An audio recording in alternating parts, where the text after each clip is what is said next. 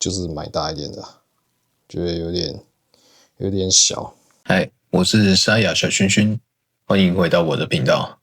今天来开箱一个我觉得摄影人必备的好物——电子防潮箱。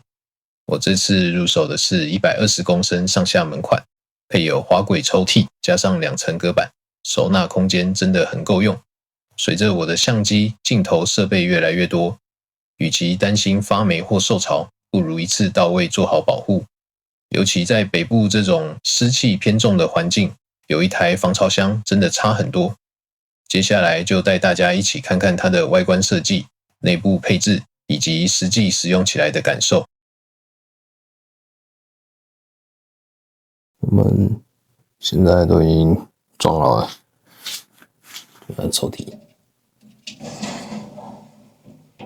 这样，然后小夹层，它里面还有一个 sensor， 有点拍不到，太暗了。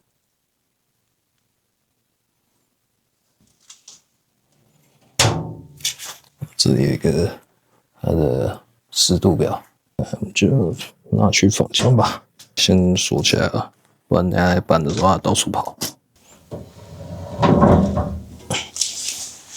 所以它的控制在里面，它外面就只是一个风扇而已。OK， 我们就定位，然后把它打开。现在湿度是60，来看一下，它这里有一个控制，它是类比，我只调到中间一点点而已，之后再试试看。好，我们先等它降下来，我们再开始放东西。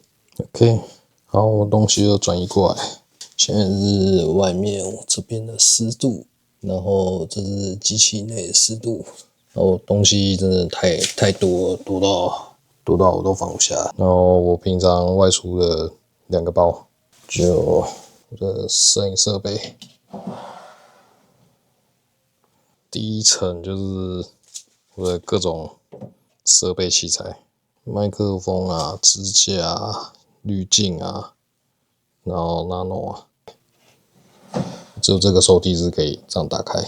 再来就是我其他的摄影设备，这一堆都是啊，什么杯架、吸盘啊，那还有我的包包，下面也是，就还有一台 PS4， 放到没地方，可能有点买的太小了，再买大一点吧。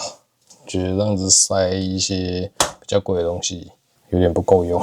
我现在里面大概湿度应该58左右，然后外面的湿度大概70几，这算是我家比较干燥的地方。这种东西真的建议就是买大一点的，觉得有点小。